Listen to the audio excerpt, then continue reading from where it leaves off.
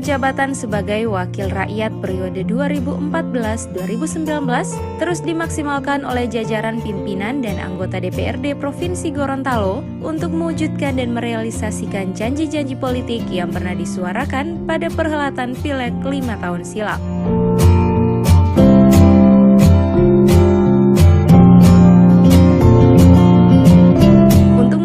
Hal ini, jajaran pimpinan dan anggota DPRD Provinsi Gorontalo melakukan roadshow di 5 kabupaten kota seprovinsi Gorontalo. Setelah melakukan dialog interaktif bulan kemarin di Desa Salilama, Kecamatan Mananggu, Kabupaten Bualemo, kini anggota DPRD Provinsi Gorontalo menyapa masyarakat Desa Sidodadi, Kecamatan Boliohuto, Kabupaten Gorontalo, tepatnya di kediaman Insinyur Warsito Somawiono yang juga sebagai anggota DPRD Provinsi Gorontalo.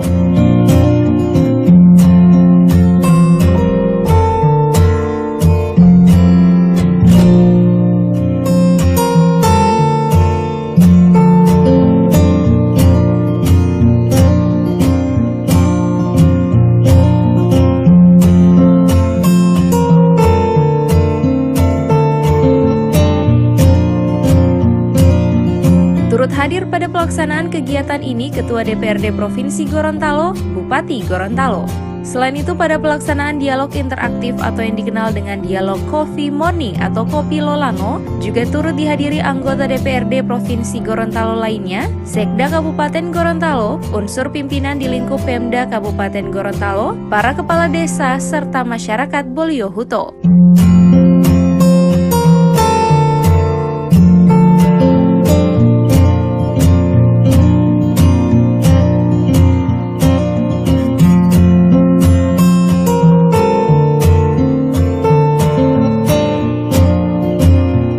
Kegiatan ini dilakukan rutin setiap bulannya oleh DPRD Provinsi Gorontalo. Hal tersebut untuk menyerap aspirasi dari masyarakat di setiap wilayah pelaksanaan dialog interaktif. Adapun kegiatan ini dibuka langsung oleh Ketua Badan Anggaran Banggar DPRD Provinsi Gorontalo, Haji Sunbiki.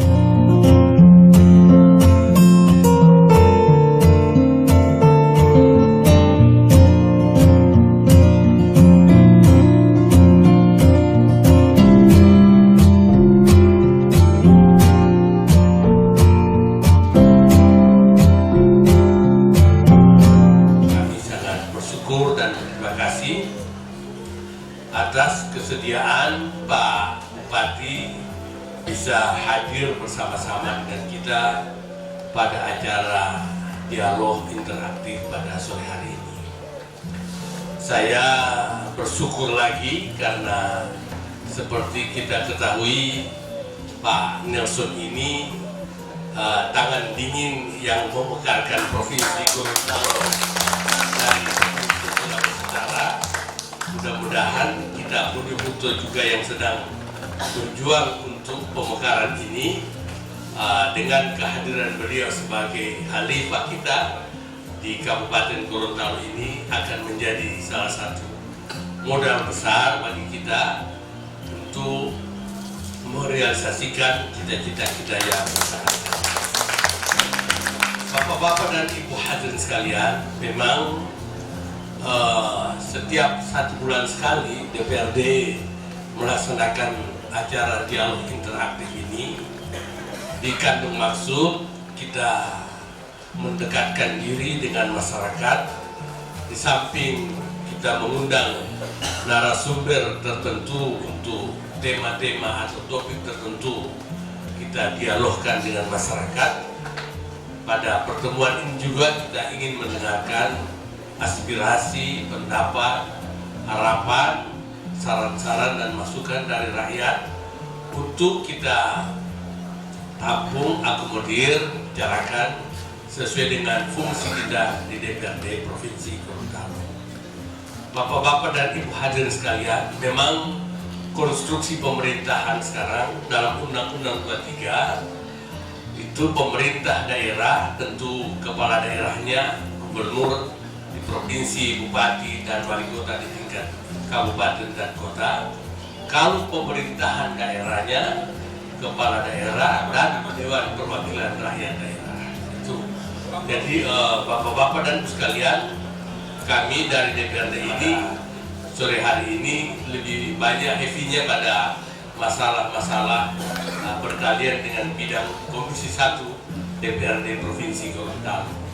Jadi di DPRD Provinsi Gorontalo itu ada Komisi 1 yang membidangi pemerintahan, lalu ada Komisi 2 yang membidangi ekonomi dan keuangan, Komisi 3 membidangi pembangunan dan perencanaan dan pembangunan, dan Komisi 4 membidangi pendidikan dan kesejahteraan sosial. Usai sambutan dan pembukaan kegiatan oleh Sun Biki, acara kemudian langsung dilanjutkan dengan dialog atau tanya jawab bersama masyarakat dengan tujuan agar para anggota dewan dan juga pemerintah provinsi maupun Kabupaten Gorontalo dapat mendengarkan aspirasi yang menjadi keluhan masyarakat Sidodadi dan kemudian menindaklanjutinya.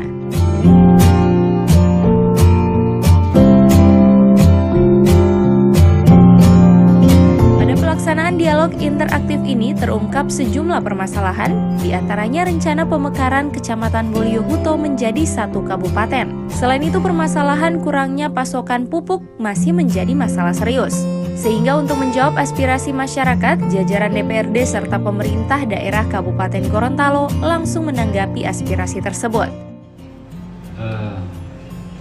Saya sebagai Ketua P3A yang berada di Desa Paris, yang berada di naungan Bendung Mulia, untuk itu mengharapkan kepada bapak-bapak anggota dewan, karena di BST 1 BST 01 kiri itu ada saluran yang tidak layak fungsi.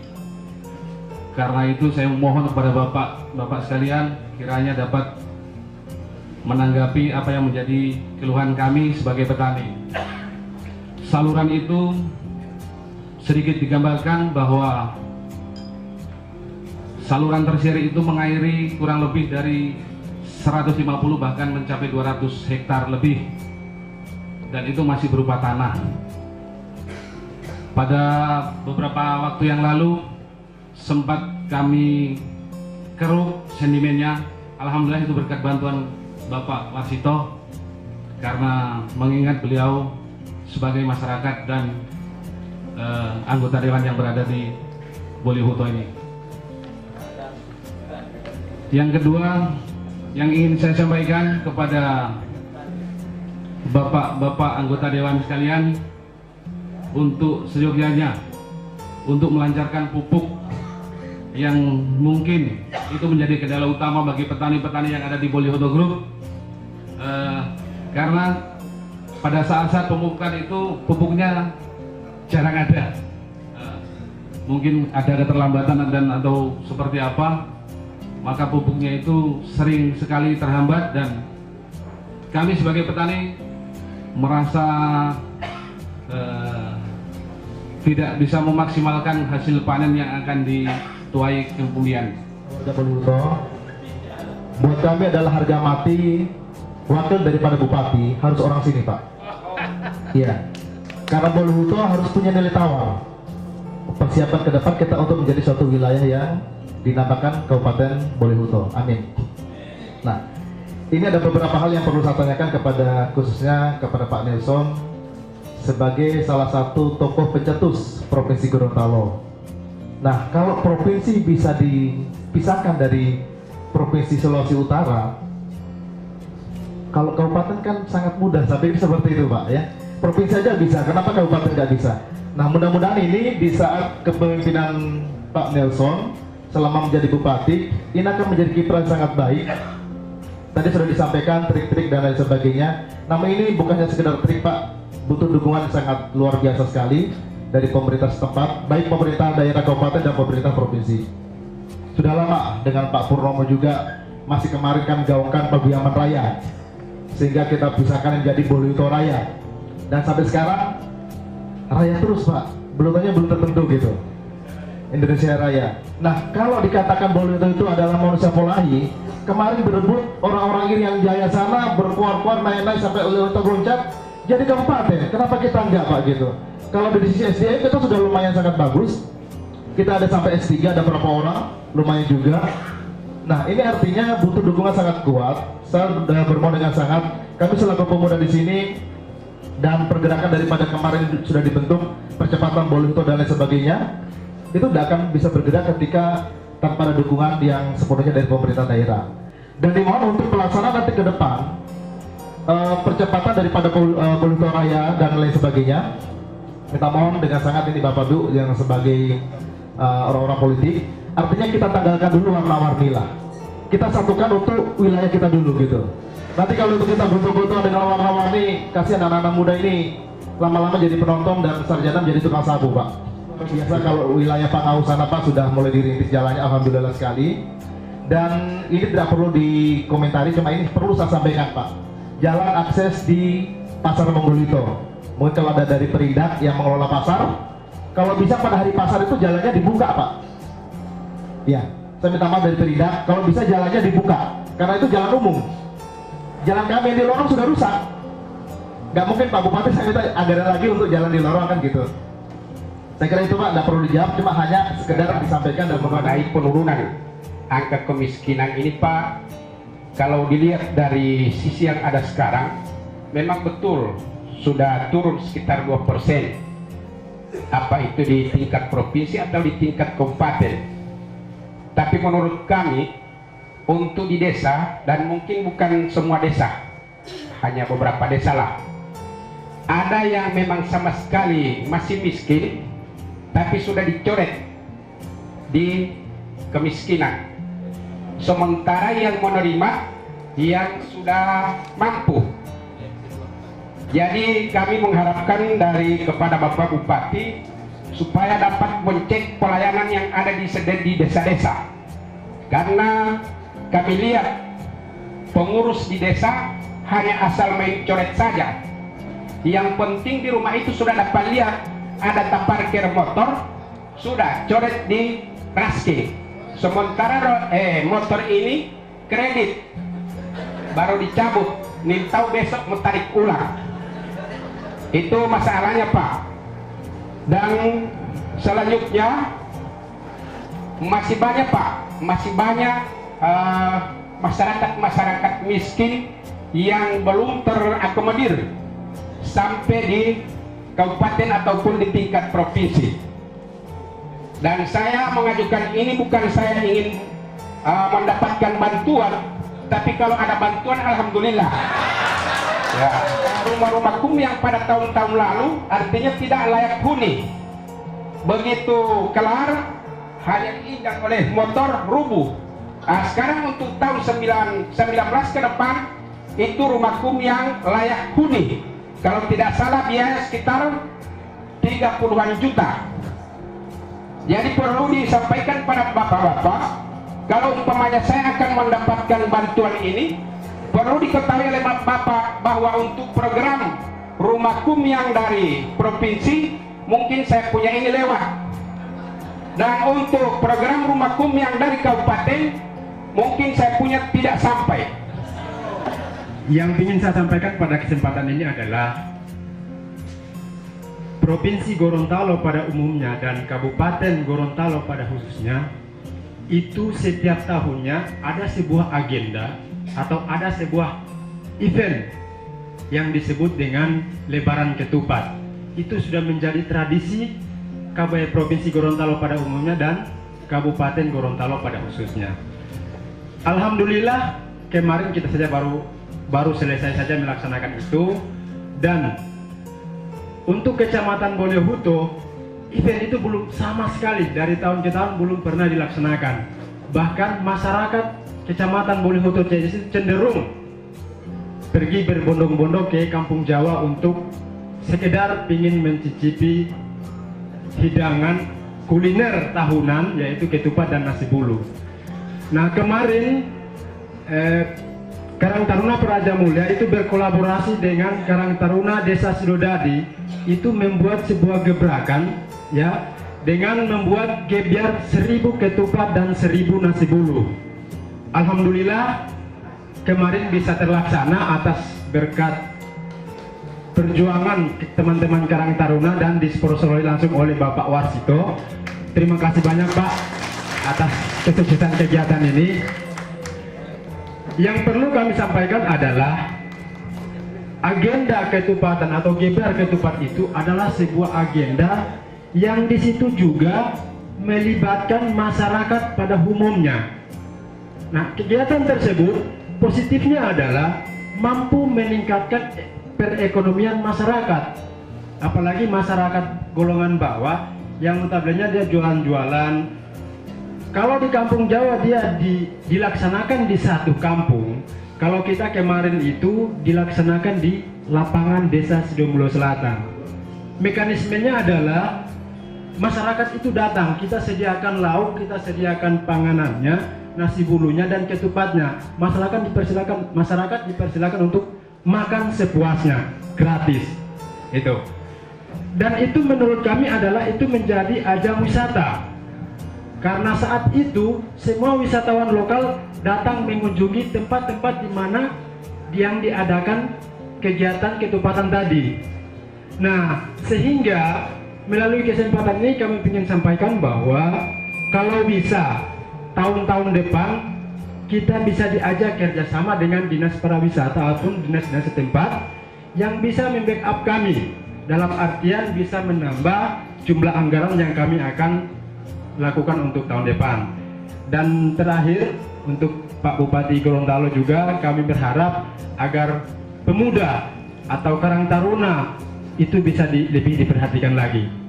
Untuk memekarkan Boliohuto menjadi satu kabupaten, tentunya banyak hal yang harus dipersiapkan, diantaranya tentang kesiapan sumber daya manusia serta kesiapan infrastruktur.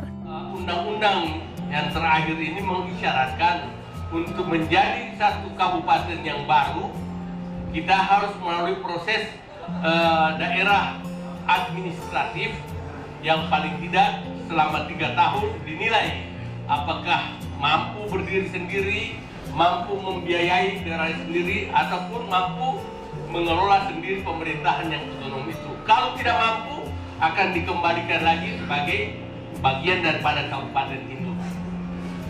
Tapi bapak-bapak dan ibu sekalian, tentu kita patut salut kepada Pak Nelson. Sejak beliau menjadi bupati, permasalahan-permasalahan infrastruktur di wilayah ini sudah mulai bergeliat, sudah mulai dibangun, ditangani oleh beliau. Sebab masalah utama yang kita lihat Pak Bupati memang kehendak mekar ini karena melihat tingkat kemiskinan infrastruktur kita di daerah ini, di wilayah Boliohuto ini relatif tertinggal dengan daerah-daerah lain. Ketika Pak Bupati membangun pintu gerbang Boliohuto City, saya bilang, aduh sudah ada tanda-tanda ini. Ya, lalu terakhir beliau saya lihat di Pangahu, ketika kita di APBD provinsi hanya menganggarkan 200 juta, Pak Bupati menganggarkan 10 miliar untuk jalan di Pangahu. Itu masalah itu. Pangahu itu daerah potensial, tapi infrastrukturnya sangat tertinggal dan ditinggalkan. Demikian lagi di Bilato. Kemarin Pak Bupati kami ada di Kementerian Perikanan melihat DAK. Ada DAK. Sekarang DAK ini lebih banyak digelontorkan di kabupaten kota. Kan DAK-nya sekarang ada DAK penugasan dan DAK reguler. Saya melihat ada yang akan menangani nanti daerah Bilato dan sekitarnya itu DAK-nya. Wah, luar biasa saya bilang ini. Karena DAK itu muncul bapak-bapak dan ibu dari pusat, tentu karena usulan dari bawah. Ada usulan dari bupati atau dari Pemda kabupaten kota yang ada di daerah ini. Menjawab aspirasi masyarakat terkait kemiskinan serta terkait pemekaran Boliohuto untuk menjadi satu kabupaten, salah satu yang harus diperhatikan yakni sudah memiliki infrastruktur yang baik. Beberapa problem Kabupaten Gorontalo ini kita atasi satu-satu, antara lain kemiskinan, Pak. Alhamdulillah dari 21,8% sekarang 19,6%, jadi hampir rata-rata 1% penurunannya, sehingga mengakibatkan juga Provinsi Gorontalo turun. Saya bupati itu 19 kalau tidak salah, sekarang 17 sekarang ya. Ya, jadi terjadi dan kontribusi besar itu dari Kabupaten Gorontalo karena penduduk paling banyak di sini. Rata-rata kita entaskan itu 2.500 kepala keluarga. Karena memang hampir 30 ribu keluarga yang masih di bawah garis kemiskinan, itu tugas kita semua. Pengangguran juga turun 3,6, sekarang tinggal 3,2. Jadi dulu waktu saya bupati itu ranking terakhir Pak, kemiskinan kita, sekarang ranking 4 naik. Padahal kalau kita lihat, membangun Kabupaten Gorontalo ini lebih sulit daripada Gorontalo Utara, karena penduduknya lebih sedikit. Jadi 1% di sini itu sama dengan 5% berada di tempat yang lain, karena memang penduduknya paling besar. Ini kita terus dorong. Walaupun demikian, selama 3 tahun saya ini tentunya kita belum puas dengan apa yang kita buat, tapi atas kerjasama termasuk juga dengan pemerintah Provinsi Gorontalo melalui anggota Dewan yang terhormat, itu juga kita terus dorong secara bersama-sama. Nah, khusus Bolehuto ini, memang yang dikatakan tadi, cita-cita Bolehuto ini menjadi satu kabupaten, saya kira sudah lama. Mungkin sudah berapa tahun Pak Asuk? Boleh 7 tahun. Ya, bahkan yang lalu dibentuk tim percepatan. Kira-kira begitu ya?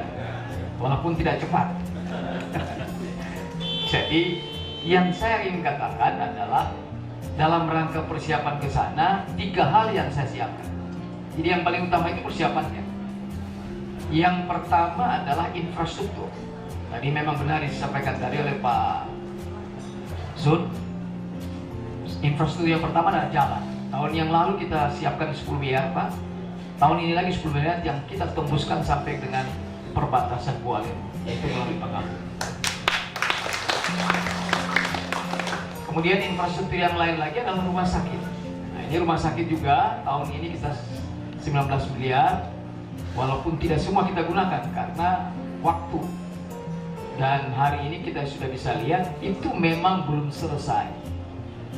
Jadi ada kan orang mempersoalkan selalu ya, memang belum selesai dia Pak. Belum selesai dan beri semangat kami menyelesaikannya.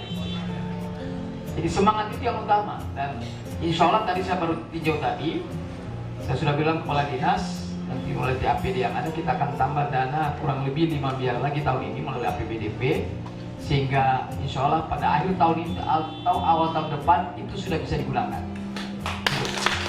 Karena itu OTK insya Allah bulan depan Ibu Sek lah ya, sementara dibahas.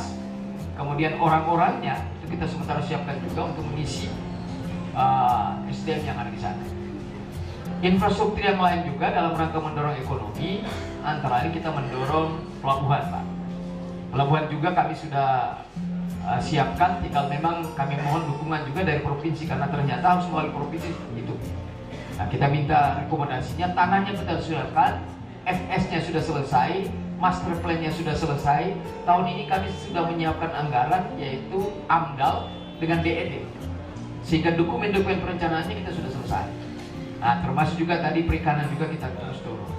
Nah, kenapa Bilato ini? Bilato ini kalau terbuka Pak, ini menjadi modal besar bagi Bolehuto Pak. Saya ingatkan waktu saya membangun rumah sakit, orang mengatakan ini nanti sudah mau dimekarkan, ditinggalkan bagaimana? Nah, itu kan cara berpikir sempit. Rakyat Bolehuto juga rakyat saya. Kapanpun kalau dia mekarkan, ya kita tinggalkan dengan baik-baik dia. Kita dorong dia menjadi baik. Nah, oleh karena itu infrastruktur kita terus perbaiki, dan alhamdulillah dari sisi infrastruktur itu sudah baik. Yang kedua dari sisi ekonomi.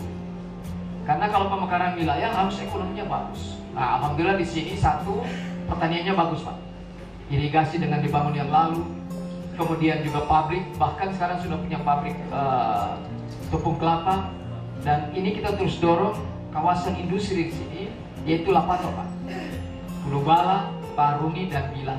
Jadi ini satu kawasan, dan Lapato bahkan di Pulau Bala sudah mulai ini, dan kita akan dorong lagi ke sini untuk pembangunan. Apalagi di Parungi itu kan tanahnya sangat tidak terlalu subur, yang sebelah kiri kebun. Seluruh masyarakat mendorong ini, karena Bapak sekalian yang akan menikmati. Yang ketiga yang utama lagi dalam rangka persiapan itu adalah SDM-nya. Jangan menjadi penonton Pak. Setelah jadi penonton kita. Nah, untuk itulah mohon anak-anak di sini disekolahkan. Kita akan ada rumah sakit ini. Jangan sampai perawat, bidannya apa segala, dokter semuanya berada di sini. Saya sudah mengidentifikasi beberapa dokter orang di sini, dan saya kira itu kita siapkan juga untuk menjadi dokter yang ada di rumah sakit umum. Supaya pada saat terjadi pemekaran siap semuanya. Jadi ekonominya bagus, kemudian infrastrukturnya juga bagus dan SDM-nya juga bagus.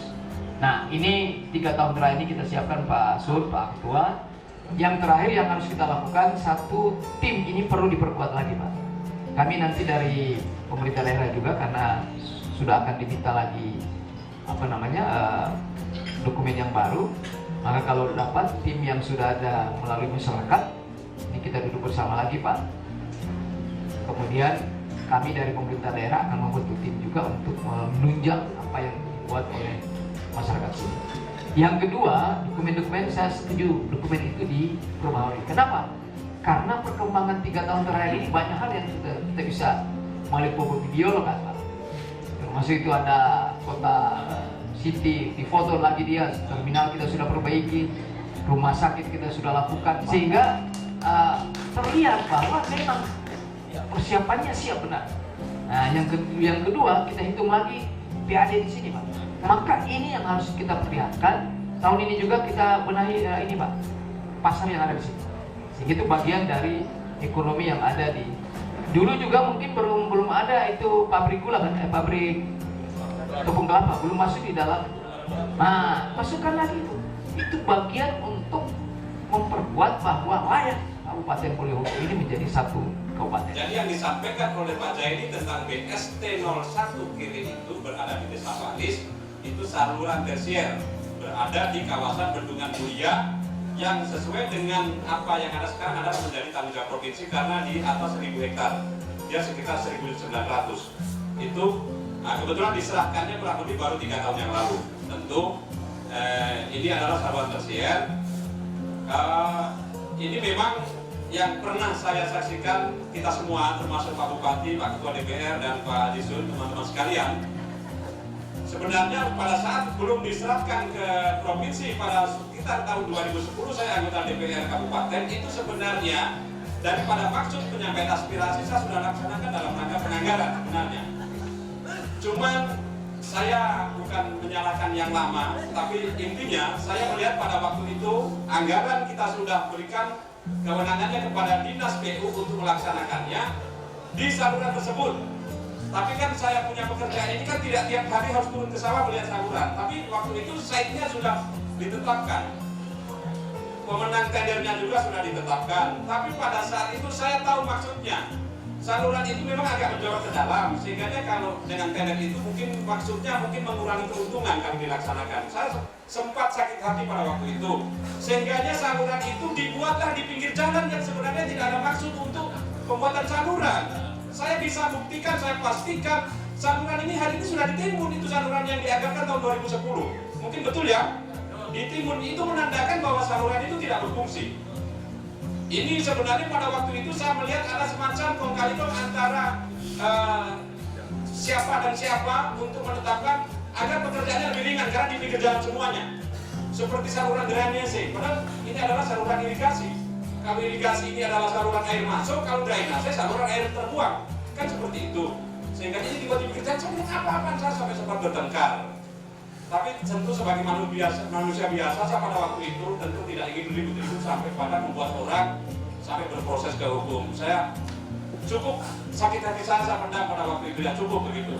Kemudian pada sekitar 2016 mungkin ada dianggarkan dengan dana JITUT, jaringan irigasi tingkat usaha tani. Tapi memang jaringan tingkat usaha tani itu bukan kewenangannya pengairan, dalam hal ini PUPSDA. Tapi memang JITUT ini kewenangannya Dinas Pertanian karena urusannya di tingkat usaha tani. Sehingga ini saya tidak bermaksud mengurai semuanya, tapi intinya saya bermohon karena ini penguatan, insya Allah melalui Pak Hadisun, melalui Pak Ketua, dan melalui kita semuanya, karena ini adalah kewenangan provinsi. Saluran itu paling tidak saya mengamati kalau sesuai dengan titik lokasi itu mengairi kurang lebih sekitar 205 hektar. 205 hektar dari beberapa kelompok tani di 3 desa, di Desa Paris, Bandung Rejo, dan di Sedulagi, dan saya berpikir butuh segera untuk pembuatan saluran. Karena apa? Saluran JITUT-nya bagus, tapi saluran tersiernya tidak bagus. Ini kan sama saja dengan omong kosong kan? Airnya datangnya dari tersier, tapi di JITUT-nya bagus, tapi tersiernya tidak baik. Nah, kemudian ini. Kemudian masalah pupuk, ya. Jadi saya ingin sampaikan bahwa Salah satu faktor sarana produksi yang terpenting dalam rangka pencapaian produktivitas petani itu adalah sarananya adalah pupuk selain bibit dan yang disebut dengan panca usaha itu. Jadi intinya bahwa pupuk itu penting. Tentu dalam rangka alokasi pupuk subsidi ini, negeri ini memang ada aturannya. Aturan subsidi itu sekian persen dari APBD dalam rangka pupuk. Tujuan subsidi itu sesuai dengan definisi dan ketentuannya adalah dalam rangka pencapaian suatu tujuan. Jadi tujuan dalam rangka subsidi pupuk ini adalah satu, swasembada pangan nasional. Tidak ada pupuk subsidi itu ditujukan dalam rangka pemberian bantuan kepada masyarakat miskin. Tidak itu. Kalau untuk masyarakat miskin dalam rangka pengentasan kemiskinan ada tugasnya daripada pendanaan yang lainnya. Tapi kalau namanya pupuk bersubsidi itu sebenarnya core-nya adalah masalah pencapaian swasembada pangan nasional, karena di dalam konteks kekinian pangan itu adalah merupakan bagian daripada pertahanan nasional, karena itu merupakan bagian daripada hal yang strategis. Kita bisa dijajah negara lain apabila kita tidak memiliki kecukupan pangan. Kita bisa saja nantinya tidak diberikan sesuatu oleh negara luar apabila tidak memiliki pangan dan kita membutuhkan perhatian dari negara luar. Berapapun kita akan beli kalau kita sudah tidak memiliki pangan yang cukup hari ini. Kalau pupuk bersubsidi tidak segera diatasi, memang kami punya peran, termasuk di awal tahun kami punya tugas dengan Pak Subdiki dan teman-teman Komisi 2 yang membidangi masalah urusan ekonomi, selalu berkoordinasi dengan Kementerian Pertanian, khususnya di Dirjen Pupuk dan Pestisida, sarana prasarana. Kami ingin memastikan alokasi pupuk dalam tahun ini berapa. Memang masih sering ada kekeliruan. Kekeliruan itu apa? Diakibatkan oleh saudara-saudara kami, saudara-saudara kita yang sebagian besar belum memiliki RDKK. Dasarnya menteri, dasarnya dinas pertanian, dasarnya petugas-petugas penyuluh itu mengalokasikan pupuk sesuai dengan kewenangannya, itu adalah hanya karena berdasarkan RDKK dan CPCL. Karena itu dasarnya, tidak boleh kita mengatakan oh Gorontalo ada sekian ribu hektar. Kita tidak boleh ngomong begitu tanpa RDKK, karena RDKK itu ada unsur kebutuhan, ada unsur komoditas, ada unsur petani, ada unsur lahannya, letaknya di mana, luasnya berapa, dan itu sudah ditentukan sehingga pemerintah nasional akan mengalokasikan melalui pembahasan lewat DPR. Tentunya ini hari ini alokasi kita 45.000 ton. Kita berharap sebenarnya sesuai dengan hitung-hitungan saya ideal. Karena saya mencoba untuk menghitung berdasarkan analisa saya sebagai pemerhati pertanian. Gorontalo sebenarnya idealnya kalau ingin Gorontalo swasembada pangan, memberikan kontribusi terhadap pencapaian nasional, setidak-tidaknya Gorontalo harus memiliki sesuatu yang disebut dengan tepat jumlah dan tepat waktu. Tepat jumlah sesuai, kita kurang lebih 75.000 ton kalau menurut saya, analisa saya seperti itu. Tepat waktu, jangan pada saat petani menanam pupuk tidak ada, pada saat petani sudah panen pupuk baru datang. Ini juga masalah. Sehingga ke depan ini kita harus selesaikan dengan cara yang baik. Insya Allah melalui pemikiran kita bersama, tentu tidak akan sempurna dalam satu waktu, tapi kalau kita punya komitmen, kita berproses, insya Allah semua pihak kita akan mengerti tentang makna daripada pencapaian swasembada pangan. Ada dua hal yang ingin kami raih.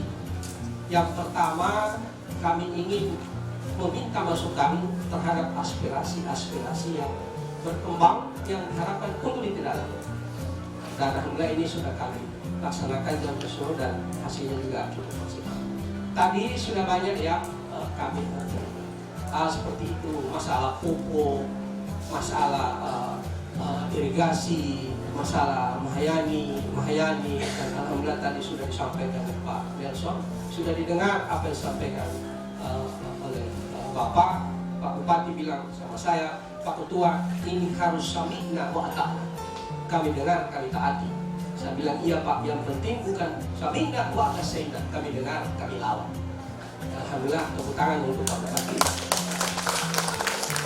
Yang berikut, kami ingin juga memberikan ruang kepada pemerintah kabupaten ya, untuk menyampaikan program agar supaya kita sama-sama sinergi dalam konteks kewenangan. Kami berterima kasih Pak Bupati ini hampir tidak absen dalam kegiatan-kegiatan yang kita lakukan. Oleh sebab itu maka pada kesempatan ini kami menyampaikan terima kasih yang tak terhingga atas kehadiran kita semua, khususnya kepada Pak Bupati. Yang kedua, bahwa tadi disinggung masalah pemekaran. Pemekaran ini sudah lama, tahun piro ya Mas? 2010 kabupaten. Sudah 9 tahun. Ya, sudah 9 tahun. Dan alhamdulillah belum. Artinya karena belum, itu memang belum. Disebabkan apa? Tadi sudah disampaikan Pak Bupati, Pak Sun, karena moratorium. Jadi sekarang ini masih terjadi pendiaman, perpoyoan, pembiaran, dan pengondok-ondokan. Jadi masih begitu. Alhamdulillah sudah ada tanda-tanda kehidupan. Ini akan dibuka ini keran. Maka saya sangat sependapat apa yang disampaikan oleh Pak Sun, Pak Nelson, Pak Warsito, bahwa dipersiapkan dengan baik, direwind kembali semua dokumen-dokumen tersebut. Saya pada prinsipnya dan pemerintah provinsi juga pada prinsipnya sangat setuju dengan hal ini. Dan bukan hanya untuk Kabupaten Buluhuto, tetapi banyak daerah lain, antara lain juga kabupaten di Marisa, Bangka Barat. Ini semua potensi. Sebetulnya kemarin-kemarin itu sudah masuk. Tinggal mengetuk. Cuma karena ada hal-hal yang ini ya salah dan lain-lain sehingga terjadi terbuka. Nah, oleh sebab itu mari kita support sama-sama ini. Dan ada Komisi 1, Pak Awel Talib, ada Pak teman-teman dari Komisi 1 siap support. Nah, ini beliau mantan pansus yang kemarin karena beliau waktu itu anggota DPR RI. Pak ini Pak tahu persis tentang makhluk pemekaran itu. Nah, oleh sebab itu saya yakin kalau memang regulasinya sudah dibuka, maka insya Allah ini akan terjadi. Dan kalau ini terjadi, maka banyak manfaat yang kita peroleh. Semua ekonomi akan bergerak. Kemudian juga rentang kendali pemerintahan akan lebih pendek. Kemudian juga pemanfaatan sumber daya yang ada, baik di politik maupun di eksekutif, yudikatif, dan eksekutif dan legislatif, itu akan terjadi. Sehingga tadi kader-kader yang suksesnya tertunda, kalau itu terjadi, maka akan terjadi perwembelan. Terjadi perwembelan ke sini, ya. Apa perwembelan? Bahasa Jawanya, ya, Mas Oping, orang lebih ya, orang lebih, wembel. Akan terjadi perwembelan ke sini, ya. Semua akan diboyong ke sini, yang akan itu menduduki legislatif di sini. Mungkin 20 kursi, ya, mungkin 20 kursi. Nah, 20 kursi itu biro untuk T3, biro untuk Golkar, dan seterusnya. Nanti akan baku reket, mudah-mudahan ini segera. Oleh sebab itu, maka beliau untuk ini memang betul-betul sengsara membanding buat kita semua. Kalau awalnya sementara kan, orang sengsara. Tapi lama-lama membandingkan. Oleh sebab itu, innallaha ma'asyabirin. Ya. Syukuri dulu apa yang ada, supaya kita masuk pada golongan lain sakartum, lakum, oleh wafatum, ina ajabi, lasari. Dan semua kita masuk pada surat Ar-Rahman 36 kali. Fabi ay ala rabbikum matukadziban. Maka nikmat Tuhan yang mana lagi yang kau dustakan? Buluhuto City sudah ada. Tunggu saja tanggal main. Next. Fabi ay ala. Ulangnya Allah. Semua pelan-pelan, jangan semua dimakan. Fabi ay ala. Maka nikmat Tuhan yang manakah? Ini perjuangan ini, Pak Bupati kita semua, mari kita syukuri. Pasti dia mau menenggu. Yang terjadi, innallaha ma'asyabirin. Yang berikut Bapak Ibu sekalian, yang saya bangga dari semua kebanggaan, saya harus bangga sih. Tadi terilham saya dengar sebenarnya, ini saya tidak sebut juga kemana. Desa yang ada di sini itu nama saya, itu namaku. Namaku itu Iki Kota Paris ya, Desa Paris itu nama saya. Nama saya itu Papa Alfa Romeo India Sierra Paris.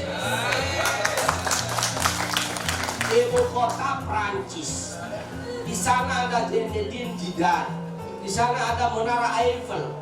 Di Gorontalo juga ada menara. Ya, di Kabupaten Gorontalo ada menara Limpoto. Di sana ada minyak Banyuwangi, salah satu keajaiban dunia itu Menara Eiffel. Orang bilang, kau jangan dulu mati sebelum melihat kota Paris. Tapi karena bapak-bapak sudah melihat saya, biar mati raup-opo. Bisa ya mas ya? Kenapa Amiga? Oh baby. Raup-opo. Maaf, saya bukan di dapur sini.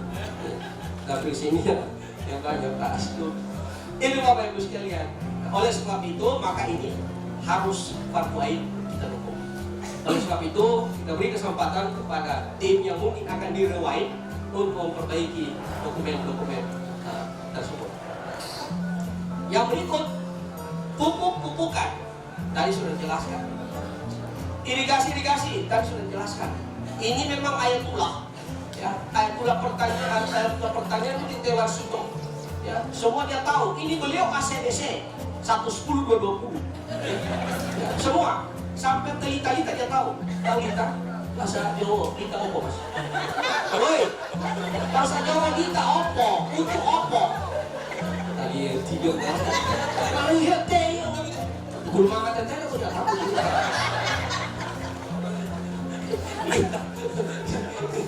Jadi nanti tanya aja mas, nanti tanya aja. Beliau tahu, jadi semuanya yang tadi sudah dijelaskan juga dari pertanian, Pak Bupati tadi sudah menjelaskan agar supaya ditindaklanjuti. Kemudian yang berikut, periode kami berakhir 9 September. Periode 2014-2019 akan dihabisi dalam tanda petik ya, pada tanggal 9 September berbarengan dengan pelantikan DPR.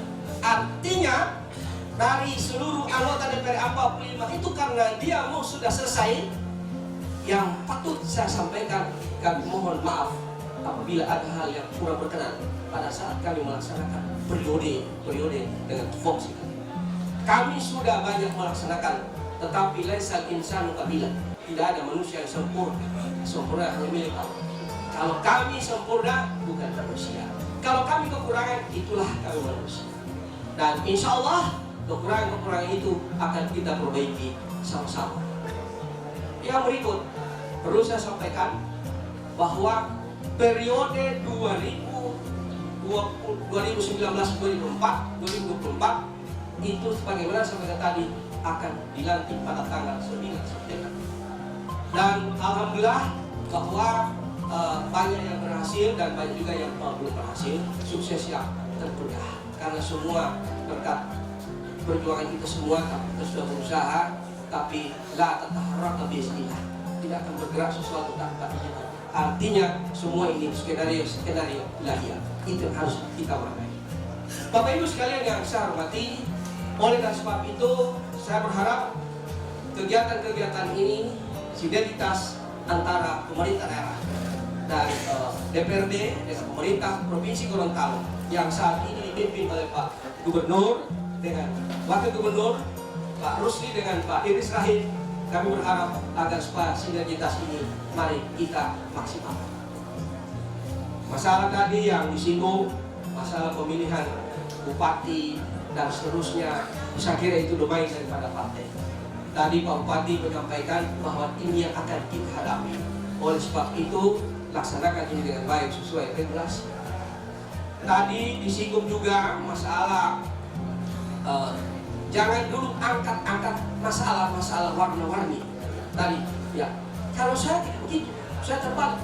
Harus diangkat ini warna-warni. Kenapa? Diberikan peran mereka agar supaya dari mejiku jadi pelangi yang bagus, enak ditonton, enak dilihat. Dan kalau pelangi itu menyatu dengan baik, maka lahirlah satu kepemimpinan yang bagus. Angkat ke permukaan mereka, sama-sama membangun Beliauhuto dan membangun Kabupaten Gorontalo. Itu yang perlu saya sampaikan. Dengan mengucapkan alhamdulillahirobbilalamin, pertemuan kita dalam rangka Kopi Lelang Dialog Interaktif Provinsi Gorontalo dengan pemerintah Kabupaten Gorontalo, khususnya Kabupaten Beliauhuto, insya Allah amin, tutup dengan resmi. Billahi taufiq wal hidayah. Assalamualaikum warahmatullahi wabarakatuh.